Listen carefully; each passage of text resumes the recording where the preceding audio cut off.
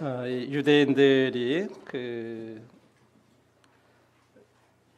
자기 자신들에 대해서 하나님이 택해 주신 백성이다 그래가지고 선민 사상이 아주 특별히 강하다 그래요. 그래서 그들이 계속해서 선민 교육을 하는 이제 세 가지 목적이 있는데, 그들이 이제 이 선민 사상으로 특별히 신명기 4장 37절에 보면 여호와께서 네 조상들을 사랑하신 고로 그 후손인 너를 택하시고 큰 권능으로 친히 인도하여 애굽에서 나오게 하시며, 이 모세가 이스라엘 백성들 2세들에게 얘기를 하면서 하나님께서 특별히 네 조상들을 사랑하신 고로 후손인 너희들을 택하셨다. 그래서 큰 권능으로 너희들을 인도하여 애굽에서 나오게 하셨다 하는 이런 것을 기초로 해가지고 이 유대인들의 선민 사상은 이제 지구상에 있는 어떤 민족보다들도 특별하고, 그래서 하나님께서 유대 민족만을 택하셨고 유대 민족에게만 하나님 말씀을 주셨다고 이렇게 믿고 있고, 이 사상은 지금도 전혀 변함이 없다고 하는 거예요. 그래서 사실은 이 선민 역사의 구체적인 시발점은 이제 아브라함 때부터 시작이 돼가지고, 아브라함이 이삭 낳고 이삭이 야곱 낳고 야곱은 12지파를 낳아서 그들이 이스라엘 민족으로서 이렇게 이제 번창하게 되는데, 이제 이것이 이스라엘 민족성의 어떤 정체성과 같은 것, 그래서 이것이 그들의 선민 사상인데, 그들이 그 선민 사상을 교육하는 세 가지 목적은, 첫 번째는 계속해서 하나님을 향해서 구별된 삶을 살아가고, 그 다음에 거룩에 이르게 하고, 그 다음에 순결한 삶을 살아가도록 하는데, 이 선민 교육의 목적이 있다고 합니다. 저희들이 어떤 율법적인 관점에서 우리들이 이제 이렇게 어떻게 보면 부정적인 인식이라고 그럴까, 그런 것들이 사실은 유대인들에 대해서 유대인들이 하는 것들은 그건 율법적이야라고 하는 어떤 그런 생각이 많은데, 이들이 하는 일들을 통해서 우리가 배워야 될 것들도 참 많구나 하는 그런 부분들을 저희가 준비하면서 이렇게 생각을 하게 됐어요. 근데 이제 유대인들에 대해서 우리가 좀 이해해야 될 것이, 유대인들에도 다 똑같은 유대인들이 아니에요. 이 정통파 유대인들이 있고 개혁파, 보수파, 재건파로 이렇게 네 부류로 이렇게 나누는데, 현재 이스라엘은 전 세계에서 흩어져 있는 순수 유대인들은 한 1,500만 정도로 이렇게 추정을 한다고 합니다. 근데 자기네들이 유대인임에도 불구하고 나는 유대인이라고 이렇게 드러내지 않는 그런 사람들까지 다 포함하면 약 2,500만 명도 된다고 그래요. 지금 이 지구상에. 그렇지만 그렇게 따져보면 유대인 인구 숫자는 70억 중에 0.25%? 한 0.3% 미만이라는 거죠. 그렇게 많은 인구는 아니에요, 사실은. 그죠? 저희 한국이 지금 5천만으로 친다 그러면, 그죠? 예를 들어서 순수 유대인들이 1,500만이라고 치면 상당히 적은 거잖아요. 많은 인구들은 아니에요. 그런데 그들이 또 이렇게 그들 가운데에서 또 나눠보면 그래요. 그래서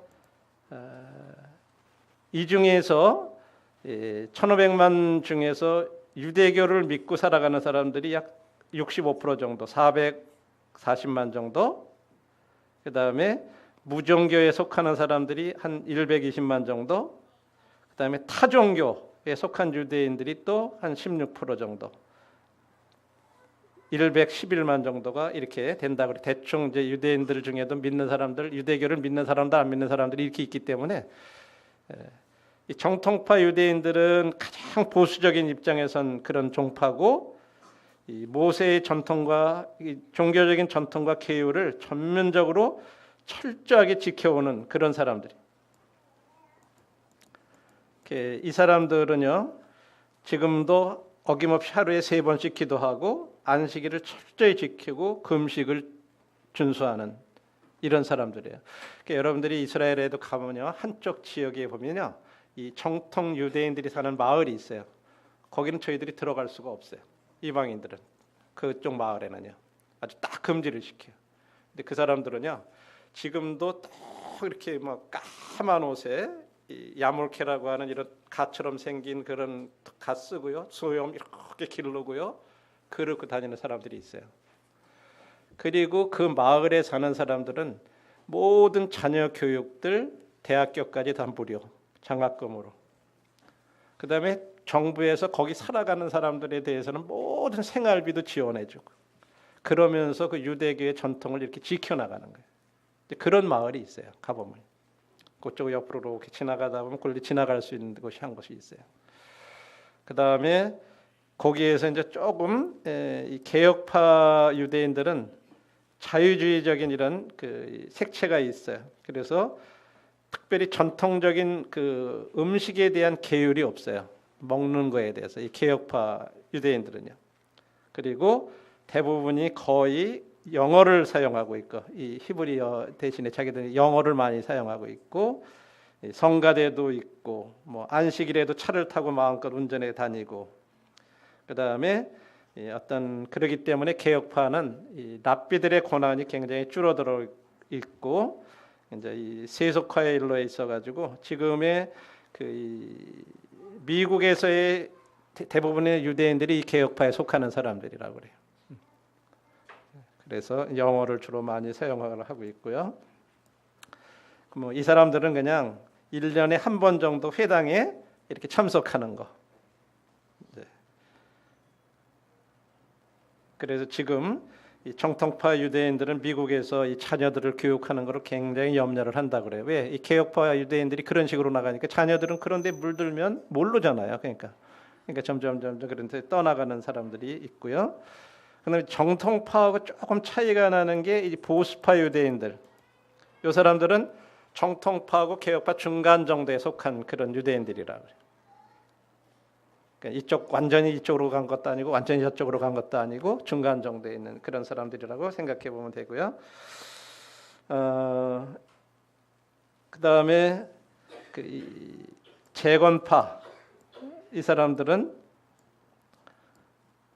급진 자유주의파들이라 그래요.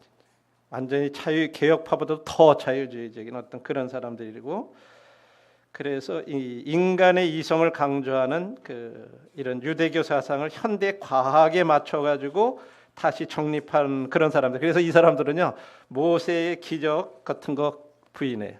믿지를 않는 거라. 뭐 홍해를 갈랐다 뭐 어떻게 하는 거는 과학적으로 그런 건 안 된다. 안 믿어진다. 이제 이런 유대인들 중에도 이런 사람들도 있는. 예. 그다음에 사후 세계도 믿지 않고요. 근데 여기에 이제 동조하는 사람들은 아주 극소수라 그래요. 이게 이제 급진적인 그런 자유주의 파이들이기 때문에 이제 유대인들도 대충 이렇게 부류들이, 그러니까 저희들이 누구를 만나냐에 따라서 유대인들은 이런 사람인가 보다 이렇게 하면, 잘못하면 우리는 유대인들에 대한 평가를 다르게 할 수 있어요. 그러니까 유대인들도 이렇게 종류, 우리 기독교 안에도 다양하잖아요, 사람들이요. 그런 것처럼 유대인들도 이렇다는 것을 우리들이 참고로 좀 이렇게 아시면 좋을 것 같고요. 그런데 유대인들의 얼마나 이들이 그 역사상으로 그동안 얼마나 많은 순환을 받았는지 우리가 알잖아요. 그러면 역사적으로 생각하면은 벌써 이 나라들은 없어져야 될 나라예요. 민족적으로 이렇게 지구상에 없어야 될 거예요. 그런데 지금도 여전히 유대 민족들이 남아가지고 아주 세계적으로 큰 영향력을 끼치고 있고, 미국을 움직이고 있고 세계를 움직이고 있는 사람들이 사실 유대인들이에요. 그래서 어떻게 보면 아주 세계적으로 굉장히 강한 최고의 그런 민족인데, 그럼 그들이 이렇게 아주 작고 뭐 그런 민족인데 어떻게 그런 강한 민족으로 살아남아 있을까? 그 비결이 뭘까? 뭐 원래부터 그냥 그들이 그렇게 우수한 민족으로 태어났을까요? 그런 건 아니에요. 똑같아요. 여러분들이 유대인들 만나 보시면요, 뭐 우리하고 다르게 생긴 거 똑같이 생겼어요. 똑같은 사람이고 저희들하고 다르게 아무것도 없어요. 그런데 어떻게 그렇게 할 수 있을까? 우리는 그 답을, 그 이유를 성경에서 찾아볼 수가 있는 거죠. 왜냐하면 신명기 28장 1절에 뭐라고 하나님이 약속을 하셨냐면, 내가 내 하나님 여호와의 말씀을 삼가 듣고 내가 오늘 네게 명령하는 그의 모든 명령을 지켜 행하면 내 하나님 여호와께서 너를 세계 모든 민족 위에 뛰어나게 하실 것이라.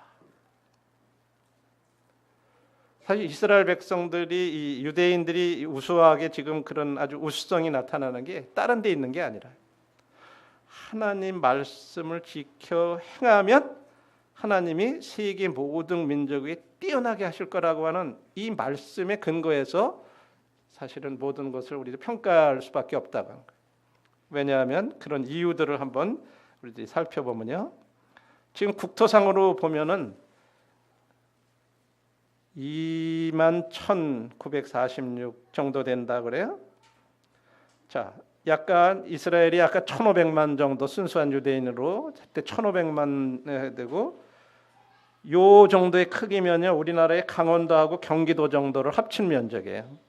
또 우리가 쉽게 얘기하면 뭐 경상남북도 뭐 이렇게도 생각하고 강원도하고 경기도 요거 합쳤을 때 요 면적이 나오는 그 정도의 작은 나라예요. 여러분들이 잘 아는 대로 사울 왕 때 주전 11세기죠. 그때 이스라엘 왕국이 세워졌고 북왕국하고 이 남왕국을 갈라졌고 722년에 그렇게 아수르에 대해서 멸망당했고, 그 다음에 586년에 신바벨로니아 제국의 느부갓네살에 의해서 멸망당하고 다시 돌아와 가지고 유다가 그리고 70년간 바벨론에서 또 이 포로로 잡혀가서 이렇게 생활을 하고, 그 다시 돌아왔다가 사실은 그들이 AD 70년에 로마에 의해서 또 멸망당하고 2000년 동안 전 세계에 흩어져서 유랑생활하고 이렇게 하다가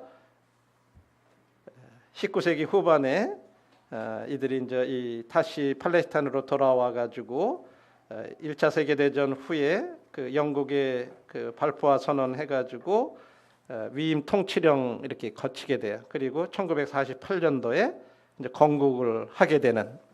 그래서 이제 사실은 1948년부터 국가로다가 해서 시작을 해요. 그런 민족인데 유대인들이 전 세계적으로 노벨 수상자의 3분의 1이 유대인들이에요. 분야별로도 이렇게 경제, 의학, 화학, 문학 분야에서 유대계 노벨 수상자들이 거의를 차지하고 있어요. 그럼 어떻게 이렇게 조그만 나라에 민족적으로, 우리나라는 지금 노벨상 받은 사람이 누구예요? 그냥 한 사람밖에 없어요. 그죠? 근데 3분의 1이 노벨 수상자 3분의 1이 유대계 사람들이라는 거예요.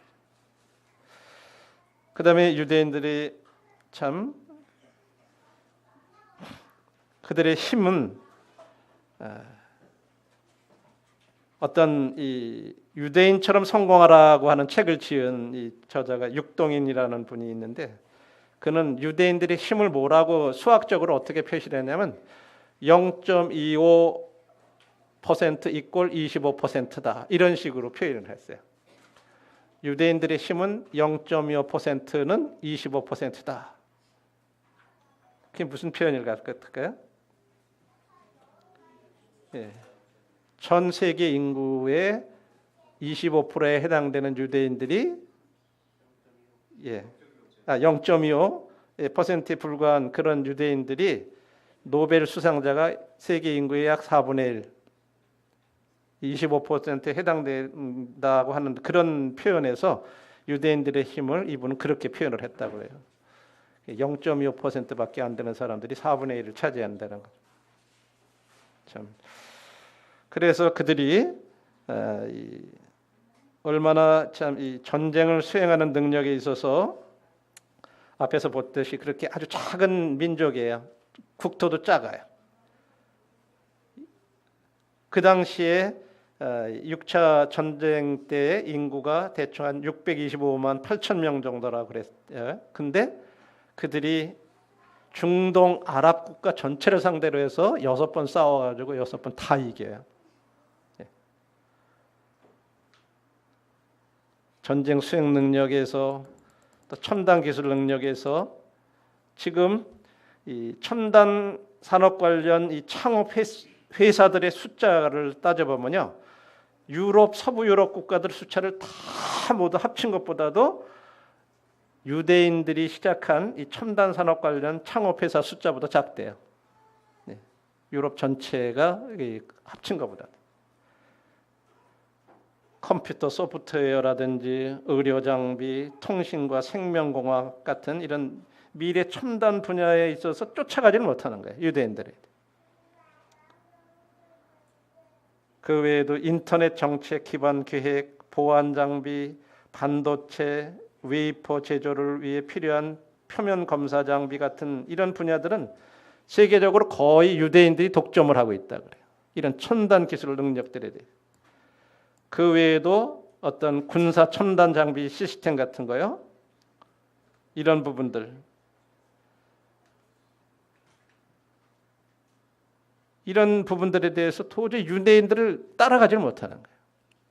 그다음에 이제 경제적인 능력에 있어서도 매년 해외에서 평균적으로 12억 불의 투자 자금이 이스라엘의 하이테크 관련 회사에 직접 투자되거나 혹은 뉴욕의 나스닥 시장을 통해서 간접적으로 이스라엘 회사에 투자가 되고 있다 그래요. 그래서 인구 10,000명당 엔지니어 수는 미국이 85명인데에 비해서 이스라엘은 135명이고요. 과학 논문의 수도 세계 제일이고, 현재 이스라엘에는 9,000명 이상의 컴퓨터 과학자들이 300여 개의 소프트웨어 하우스에서 소프트웨어 시스템과 패키지를 개발하고 있고, 이게 다 유대인들이란. 그래서 이제 구약 이스라엘이 이렇게 어떻게 보면 오늘날 아까 신명기 말씀대로 어떤 이 우수한 삶의 열매를 지금 맺히고 있고, 그들이 구약 선민으로서의 정체성과 자긍심을 지킴으로써 오는 그와 같은 결과들이 오늘날 이렇게 나타나는 거다, 이렇게 보고 있어요. 근데 우리는 사실 이런 거 조사해 보지 않았기 때문에 유대인들은 그런 뭐 좀 훌륭하다고 그러더라, 뭐 이런 정도로 알지, 이런 구체적인 데이터 같은 거 잘 모르잖아요. 근데 이런 걸 보면 진짜 유대인들이 대단한 민족은 민족이구나. 그런데 그 이유가 하나님께서 너희들이 내 말을 지키면 세계 모든 민족 위에 뛰어나게 하겠다고 하는 그 말씀을 구약의 백성들이 지켰던 어떤 그것의 결과가 오늘날 이렇게 나왔다라고 하는 거죠. 우리 자녀들도 우리들이 신앙의 자녀들로, 하나님의 자녀들로, 이 택한 백성들이라고 하는 것을 늘 잊지 않게 우리들이 자녀 교육에 대해서 이 하나님이 택했다고 하는 거, 그래서 그것이 하나님 말씀대로 살아가게 될 때 하나님께서 약속하신 대로 우리들이 꼬리가 되지 않고 머리가 되겠다고 하신 그 약속을 지켜주신다고 하는 것이 부모된 우리들에게도 명확하지 않으면 우리들이 자녀들 교육하는 데 있어서 다른 세상 사람들하고 사실 다르게 교육하는 게 큰 차이가 없다고 생각해요. 나중에 이 뒤에 부모들의 유대인들이 어머니 아버지들이 교육할 때 어떻게 하는지를 볼 때 참, 저는 제가 이제 결혼해서 자녀들 다 이렇게 보냈지만은 나는 자녀 교육을 그냥 헛시켰구나 하는 그런 생각을 해요. 진짜 제대로 이 교육을 아이들에게 못 시켰구나 하는 부분들을 이렇게 준비하면서 많은 걸 생각을 하게 됐습니다. 자, 첫 번째 이제 그들이 하는 게 하나님 중심 교육을 해요. 첫 번째로 저희들이 아까 이 교육을 보시면 신명기 17장 19절에 보면 평생에 자기 옆에 두고 읽어 그의 하나님 여호와 경외를 배우며 이 율법의 모든 말과 이 규례를 지켜 행할 것이라. 물론 이 말씀은 신명기의 말씀 보면 어떤 사람이 왕위에 오르게 되면 그 율법서를 등사해서 왕이 자기 옆에 두고 평생 읽어서 하나님을 경외하도록, 그리고 그래서 그 말씀을 지키도록 하라. 그러면 그 형제들 위에 그가 교만해지지 않고 좌로나 우로나 치우치지 않게 되고 왕이 잘 다스리게 될 거다 하는 그런 말씀 중에 이 나오는 말씀이에요. 그런데 유대인들이 이 말씀을 근거로 해서 자녀들을 교육할 때 평생 옆에 두고 읽어서 하나님 경외하도록 그렇게 교육하는, 그래서 그들이 하나님 중심 교육을 할 때 그게 무슨 말인가 했을 때 그들은요 모든 교육을 하면서 첫 번째로는 하나님을 생각하게 하는 교육을 한다는 거예요. 두 번째로 철저한 하나님에 대한 신앙, 이것을 교육하고, 세 번째로 자식들을 하나님의 기업으로 여기는 교육. 자, 여기에 대해서 한번 하나씩 생각을 해보도록 하겠습니다. 하나님을 생각하게 하는 교육. 이 구약의 이스라엘 백성들 그리고 유대인들은 이 자녀들로 하나님을 잊지 않게 하는, 그런 잊지 않게 하나님을 생각하게 했다고 하는 거예요. 그래가지고 그들의 어떻게 그러면 그들이 계속해서 교육을 하면서 하나님을 생각하게 하나, 자녀들로 하여금. 그러한 그들의 이 유대인들의 자녀 교육 방식을 보면요, 첫 번째는요 그림을 그리지 못하게 한대요. 이거 좀 이상하죠? 예? 왜 그림을 못 그리게 할까? 그런데 출애굽기 20장 4절의 말씀에 보면 잘 아시는 말씀이에요. 너를 위하여 새긴 우상은 만들지 말고, 또 위로 하늘에 있는 것이나 아래로 땅에 있는 것이나 땅 아래 물속에 있는 것에 어떠한 형상도 만들지 말라. 그래서요 이들에게 있어서는 그림이라든지 조각이라든지 그런 걸 못하게, 그래서 어린 아이들한테요 그림을 그리지 못하게 하게 했는데, 그 대신에 어떻게 하냐면 다윗의 같은 경우에 보면 종종 뭐라고 하냐면, 내가 이 묵상한다는 표현을 많이 했어요. 하나님을 생각한다. 그래서 내가 주의 일을 묵상하며 주의 행사를 깊이 생각한다. 이 표현은 사실은 유대인들이 어려서부터 부모들이 하나님을 생각하게 하는 교육을 이렇게 많이 했기 때문에 다윗도 그 영향을 받아서 이 시편 같은데 내가 주의 행사를 깊이 생각합니다라고 하는 표현들은 그런 영향에서 나온 거라는 거예요. 그래서 유대인들은 어떤 일이 있어도 하나님의 형상에 관한 그림이라든지 조각은 만들지 못하게 했는데요. 왜냐하면요 무엇인가를 한번 그리고 나면요 생각하고 상상력이 무너져 버린대요, 사람은요. 예, 하나님은 이렇게 생겼다 하고 예를 들어서 그림을 그렸다든지 형상을 한번 만들어 놓잖아요. 그러면 그것이 그 이상 하나님에 대해서 더 이상 생각하지 못하고 하나님은 그런 분이야라고 이렇게 생각하게 만든다는 거예요. 그래서 하나님에 관련된 그림이라든지 형상이라든지 그런 걸 만들지 못하게 하고 그리지 못하게 한다는 거예요. 좀 다시 생각을 해보게 됐어요, 저도. 근데 기독교에서는 거꾸로 교육을 한다는 거예요. 뭐 하나님이라든지 예수님 뭐 이런 거 그림들이 굉장히 많잖아요, 오히려. 근데 유대인들은 그렇게 못하게 한다는 거예요. 그렇게 하면 제한해 버린다는 거죠, 사람 어린 아이들한테. 하나님의 사랑과 그 은혜에 대해서 생각을 하되, 예를 들어서 모세에게 나타난 하나님은 이런 분이시다라고 얘기를 하면서 홍해에서 바다의 기적을 베푸신 하나님, 구름과 불기둥, 만나, 블레셋을 무찔러 주신 하나님에 대해서 단지 생각만 하게 한다는 거예요. 그런 얘기를 들려주면서 하나님이 바다를 이렇게 가르시고 구름과 불기둥으로 이렇게 했지, 그걸 그림으로 그리지는 못하게 한다는 거예요. 그래서인지 유대인들이 아까 각 분야에서 이 노벨상 많이 받잖아요. 근데 여러분들이 그걸 체크를 해보세요. 다른 분야에서는 굉장히 인정을 받는데 유독 미술 분야에서만큼은요 받는 사람들이 없대요. 유대인들 중에. 미술 분야에서 노벨 평화상 받은 사람들이 없대요. 아마 이제 이런 영향이 아닌가라고 이제 그렇게도 얘기를 해요. 교육의 영향이 아닌가. 그다음에 두 번째로 그들이 이 숙제나 대화 같은 거 할 때도요, 하나님을 알게 하는 도구로다가 사용을 하는 거예요. 그래서 예를 들어서 오늘 아침에 하루를 시작하면서 이제 이런 부분들에 대해서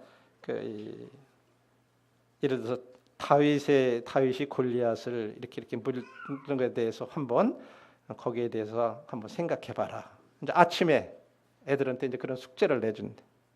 근데 저녁 때 돌아오면 거기에 대해서 너는 어떤 걸 뭘 생각해봤니? 이런 식으로 저녁에 식사할 때라든지. 그래서 그 다음에 세 번째로 논리적 사고를 하나님에 대한 생각으로 교육하도록 한다.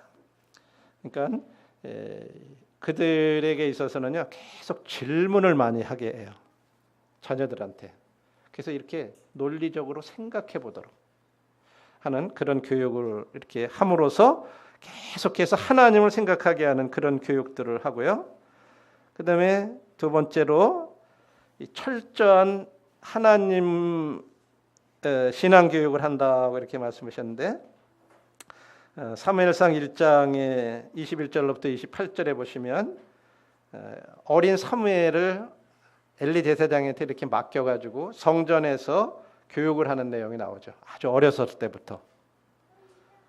그래가지고 자녀들의 신앙 교육은 하나님에 대한 제1의 의무라고 이렇게 여긴다는 거예요. 자녀들의 신앙 교육은 하나님에 대한 제1의 의무다. 그래서 유대인 어머니들에게 왜 하나님이 당신을 이 땅에 보내셨습니까? 라고 이렇게 물으면, 자, 여기 우리 자매님들 중에 한번 묻어볼게요. 왜 하나님께서 자매님을 이 땅에 보내셨을까요? 저를 안 바라보는 분을 제가 시키겠습니다. 저를 안 쳐다보는 분은 저 시켜주세요 하는 분이라고 제가 생각하고 그분을 한번, 지금 저 뭐 마신 분이 있는데 마신 분이 한번 차원에서 한번 얘기해 보세요.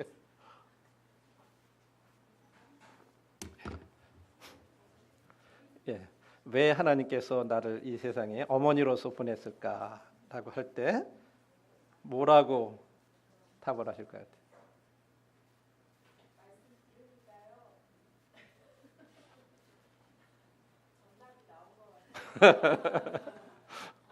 그거 말고 평소에 생각하셨던 거.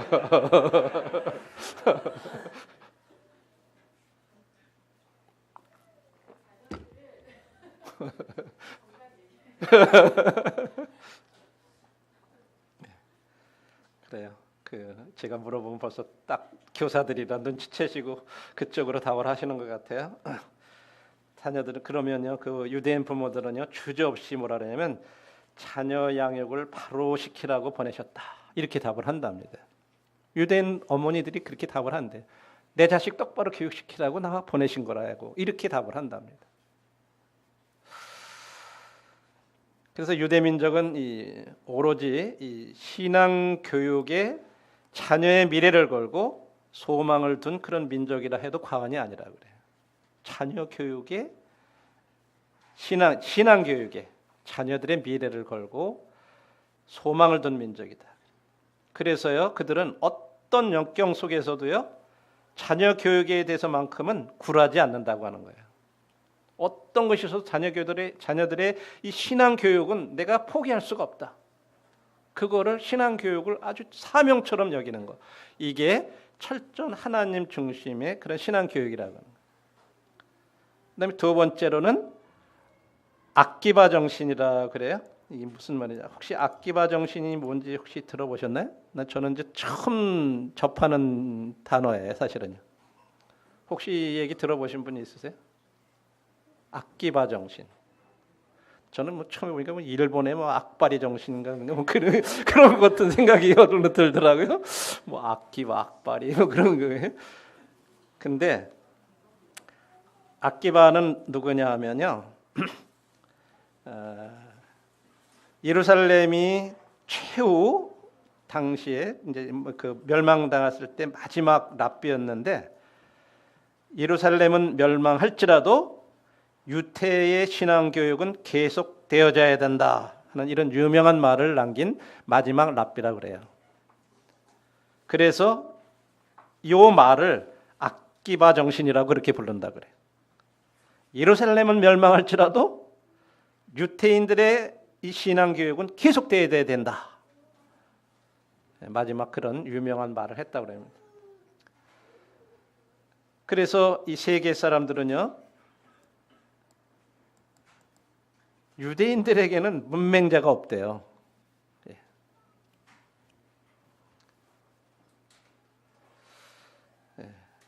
이 교육열이 이 유대인만큼 우리 한국 사람들도 굉장히 교육열이 높다고 그러잖아요. 근데 한국 사람들보다도 더 유대인들은 세계적으로 이 교육열이 최고라고 하는데 그것은 바로 이 신앙에서 찾아볼 수가 있다고 하는 거예요. 이 자녀들의 신앙 교육 아주 진짜 내가 그것 때문에 태어났다 이 정도로 여기는 그런 사명으로 여기는 거예요. 그리고 여기 지금 말한 대로 악기바 정신. 그래서 유대인들은 자녀를 교육하는 것을 신앙적인 차원에서 하나님에 대한 의무라고 생각하고 있는 거예요. 그래서 이 자녀들을 제 1순위로 자녀들이 선교지에 선교지. 참 이 표현이 제가 굉장히 이렇게 준비하면서 우리는 선교지 그러면 이제 해외 나가가지고 선교하는 거를 선교지 우선으로 생각하는데 이들은 자녀가 1순위의 선교지.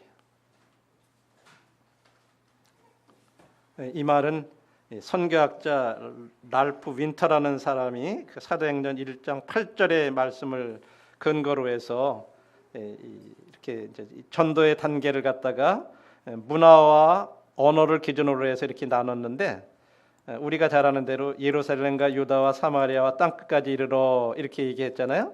그때 이분은 첫 번째 예루살렘이라고 하는 그 말을 어떻게 얘기했냐면 같은 기독교인들 중에 구원이 없는 사람에게 전도하는 거.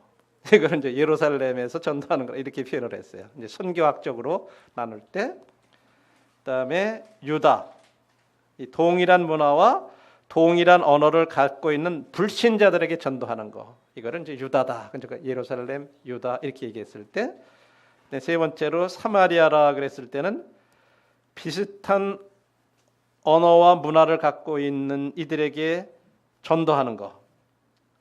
예를 들어서 중국에 거주하는 한국 문화와 한국어를 가지고 있는 조선족들에게 전도하는 거. 예를 들었다면 이제 그런 식으로 분류를 했고, 그다음에 땅끝은 완전히 다른 문화와 다른 언어를 갖고 있는 이들에게 전도하는 거. 뭐 아프리카 가서 한다든지 이렇게 하는 거. 이제 이런 식으로 이렇게 나누는 그 선교학에서 유명한 그런 분인데 이분이 이런 얘기를 한 거예요. 유대인들이 있어서 자녀를 1순위 선교지로 여기는 그런 교육을 한다는 거예요. 그 다음에 뿐만 아니라 그들에게 있어서는 철저한 선민사상 교육. 유대인들에게 가장 중요한 자산은 토라예요. 토라는 양피지에다가 이렇게 붓으로 쓴 두루마리 성경인데 모세오경이 거기 이렇게 기록이 돼 있죠. 그 다음에 중요한 게 뭐냐면 탈무드 사상. 이것이 유대인들에게서 굉장히 정신적으로 중요한 이런 자산이고, 그래서 유대인들은 하나님 제일주의 사상하고 어떤 종말론적인 메시아 사상이 그들의 절대적인 가치예요. 이 로마가 멸망한 거는 외세에 의해서 멸망한 게 아니고 그 내부가 권력의 내부가 썩었기 때문에 사실은 로마는 멸망을 당했어요. 그들이 로마가 정신이 쉽게 얘기해서 이 땅에 속한 칼에 의존한 것이거나 혹은 이런 어떤 그들의 사상이 이렇게 희석이 되면서 이 로마가 그 강력한 로마가 이렇게 무너져 갔거든요. 근데 유대인들은 이 선민 사상에 의해서 계속해서 그 민들이 뭐 전 세계에 흩어져 있는 것 같은데도 로마 그렇게 자기들을 지배했던 로마는 없어졌는데 유대인들은 지금까지 남아 있는 거예요. 이게 바로 이런 신앙 교육의 결과라고 하는 거죠. 우리 교회 시대의 위기는 그럼 무엇일까요? 뭐라고 생각하세요? 오늘날 우리에게 있어서 진짜 위기는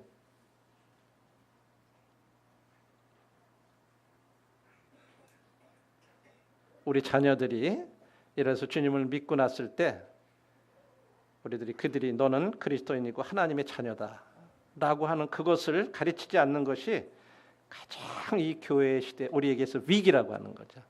그냥 너도 남들처럼 저렇게 따라잡고 저들처럼 잘 돼야 되고 막 그런 쪽은 강조를 하지.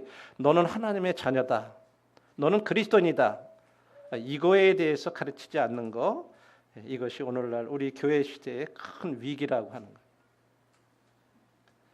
우리 자녀들로 하여금 거룩한 정체성을 철저히 하도록 하고, 그래야 어떻게 보면 이 교회의 회복이 거기서부터 시작되고 우리 교회의 미래도 또 자녀들의 미래도 밝아질 것이다. 제가 이 책자의 저자가 이 얘기를 이렇게 하는 걸 들으면서 지금부터라도 진짜 중요한 것이 나의 자녀들에게 비록 그들이 성인이 됐고 이제 다 떠나서 결혼을 하고 살아가지만 내가 그들한테 같이 만나서 이제 보여주고 그럴 거는 너희들은 하나님의 자녀로서 살아가야 된다고 하는 이 부분에 대한 것을 끊임없이 뭐 내가 앉혀놓고 무릎 앉혀놓고 어려서처럼 그렇게 할 수는 없지만 내가 평소의 삶이나 이런 걸 통해서 끊임없이 계속해야 되겠구나 하는 그런 부분들을 기억하고 있고 생각하면서 지금 저는 개인적으로 가족 단톡방 만들어서 애들하고 계속해서 하여간 그날 하나님 말씀에서 교훈받은 건 계속 하여간 어쨌든 보내요. 그들이 읽고 어떻게 하든지 간에 생각하게끔 계속해서 한번 같이 이런 것들을 생각해 보게끔 하여간 저에게 허락하는 날까지 그런 부분들에 대해서 이렇게 해야 되겠다 하는 생각을 하게 됩니다. 그 다음에 그들이 하나님 중심 사상과 이 강력한 강인한 정신력 교육을 하는 것은 아까 말씀드린 대로 이 유대인들의 중요한 자산은 토라와 탈무드에 근거한 하나님의 중심 사상과 강인한 정신력을 자녀들에게 전수하는데 성공을 했다고 그래요. 우리들이 아무리 좋은 사상하고 강인한 정신력을 내가 1세들인 우리들이 가지고 있다 할지라도 그것을 2세들에게 전수하지 못하면 그게 전달이 안 돼요. 만일에 그랬다면 유대인들은 이미 역사 속에서 이미 사라졌을 거라는 거예요.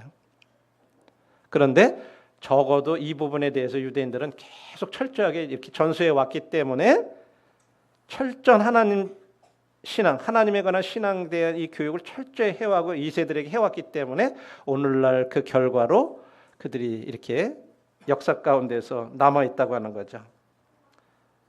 우리가 아는 대로 전 세계 곳곳에 예수님 십자가에 그 죄를 우리와 우리 자손에게 돌리라는 그 말대로 그들이 2000년 동안 전 세계에 이렇게 흩어져서 이렇게 있으면서도 어떻게 또 여러분들이 아는 대로 히틀러 같은 사람들이 막 인정 청소 시켰잖아요. 막 600만 막 한꺼번에 가스로 죽이고 이런 속에서도. 그래서 우리들이 여기에서 명심해야 될 것은 인간을 움직이는 것은 육이 아니라 정신이라는 점이다. 인간의 정신은 사상이 지배한다. 각 민족의 전통과 전통 문화와 사상은 또 그들이 갖고 있는 종교에서 비롯된다. 이 표현들. 그래서 우리는 유대인들의 이 생존 비밀을 그들의 종교에서 찾아야 한다. 그들은 유일하신 하나님이 주신 구약 성경에 의견 하나님 중심 사상을 갖고 있다. 그뿐 아니라 그들이 타 문화에 동화하거나 멸망하지 않았던 더 적극적인 물론 이유는 로마서 11장에 나오는 대로 하나님의 섭리예요. 지금은 잠시 이방인의 충만한 수가 들어오기까지 유대인들은 잠깐 제껴놓은 어떤 그런 가운데 있는 것뿐이지 이들이 지금 이렇게 철저히 하나님 중심으로 이런 신앙 교육을 해왔기 때문에 이들이 이렇게 지금 보존되고 있다고 하는 거예요. 그래서 참, 그 다음에 그들이 세 번째로 자식을 하나님이 주신 기업으로 여기는 그런 교육을 한다는 거죠. 그래서 시편 127편 3절 4절에 자식은 여호와의 주신 기업이요 태의 열매는 그의 상급이로다. 젊은 자의 자식은 장사의 수중의 화살 같다. 그래서 일반적으로 우리 이방 사회에서 유산이라고 하는 것은 뭐라고 생각해요? 부모들한테 물려받은 재산, 물질적인 재산을 유산이라고 생각하잖아요. 근데 이들에게 있어서는 자녀가 유산이라는 거예요. 또 축복이라고, 축복의 상징으로 여긴다는 거예요. 우리들의 자녀에 대해서 자녀 많은 분들은 참 유산 많이 받으신 분들이에요. 고생한다고 이거 그냥 자녀 많이 해가지고 지금 이거 기르느라고 고생한다고 생각하시는 분들, 야, 나는 하나님한테 유산 듬뿍 받았구나. 너가 내 유산이야. 그렇게 생각. 우리 유산 받으면 어떻게 생각해요? 부모들한테 유산 받으면, 예? 또 돌아가시면 나한테 돌아올 게 뭘까 생각하고 그 돌아오면 굉장히 뿌듯하죠. 그런데 우리 자녀들에 대해서는 우리 그렇게 생각 안 하잖아요. 그래서 이 유대인들에게 있어서 자녀가 가장 가치 있는 유산이고 그들에게 축복의 상징이라고 그래요.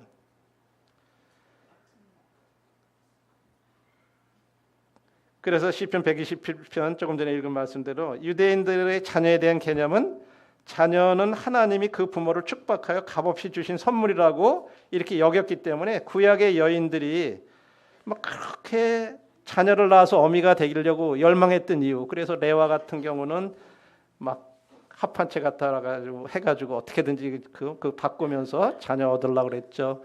한나도 막 하나님 앞에 간절히 기도하고 자녀 달라고 그랬죠. 그런 게 다 이런 것과 연관이 돼요. 그런데 여인이 어머니가 이 되고픈 소망의 성취는 본인의 노력으로 되는 것이 아니고 하나님의 권한에 속해 있고 여인의 태를 열고 닫는 것은 하나님의 고유 권한이라고 하는 거예요. 그렇기 때문에 하나님이 그 고유 권한으로서 그에게 자식을 줬다는 것을 그들의 축복으로 여긴다는 거죠. 네, 두 번째로는 유대인들의 이 결혼의 목적은 가족의 번성과 부양에 있다고 그렇게 교육을 시켜요. 유대인들의 이 탈무드에 보면요, 이 결혼의 목적을 그 가족의 번성과 부양에 있다고 이렇게 말한다고 그래요. 그래서 하나님은 가족의 번성을 위해서 남성과 여성을 역할을 따로 두셨는데 남성은 가계를 잇게 하고 이 여성은 가계를 잇게 하는데 도움을 주는 역할. 그래서 만일에 유대인의 여성인 경우에는요, 결혼한 후에 10년간 기다려도 임신을 하지 못할 경우에는요, 결혼의 목적이 상실되기 때문에 이혼 사유가 된다고 그래요. 그리고 여성이 다른 남자와 재혼을 한 후에 또 10년 안에 임신을 못하는 경우에는 또 남편 측에서 이혼을 할 수가 있다고 그래요. 그만큼 그들이 자녀들을 이렇게 하나님의 기업으로 이렇게 여기는 것. 그 다음에 어린아이가 없이 죽은 사람은요, 어린아이가 없는 사람은 죽은 사람으로 취급한다. 탈무드에서는 이렇게 자녀의 귀중함을 알리기 위한 언어상으로도 재미있는 이런 표현을 하는데, 이거는 우리가 이 히브리어를 알아야 좀 우리가 모르면은 이건 무슨 의미인지 잘 모르는 그런 단어인데, 어린 아이들을 히브리어로 바님이라 이렇게 말하는데, 바님이라고 하는 이 건설자들이라고 하는 이 히브리어가 보님이라고 그래. 바님과 보님. 그래서 어린 아이들이 바로 가정의 장래를 건설할 뿐만 아니라 유대인 국가의 미래를 건설하기 때문에 때로는 이제 이 유대인들이 재미나게 표현할 때 어린 아이들을 갖다가 원래가 바님인데 보님 이라고 이렇게 표현을 하는 거는 너희들이 나중에 앞으로 이 미래를 건설할 사람들이다라는 그런 표현으로 이제 그렇게 부른다는 그런 표현이죠. 그래서 어린아이가 없이 죽는 사람들에 대해서는 어린아이가 없는 사람은 이렇게 죽은 사람처럼 이렇게 여기는데, 자녀가 없으면 자기 이름이 당대에서 끊어지고, 그다음에 자녀가 없으면 자신의 할 일을 안 한 것으로, 못한 것으로 이렇게 이제 여기는, 그래서 이 자식을 굉장히 하나님의 기업으로 여기는 그런 교육들을 한다고 하는, 그래서 자식들을 굉장히 중요하게 생각하는 거예요. 근데 하나님이 주신 기업으로 생각하기 때문에, 그러니까 함부로 하지 않는 거예요. 내 마음대로 할 수가 있다고 생각하는 게 아니죠. 그래서 이것이 그들이 첫 번째로 하나님 중심 교육을 하는 그런 내용들이라고 그래요. 한번 여기까지 해서 1교시 마치도록, 2교시 마치겠습니다.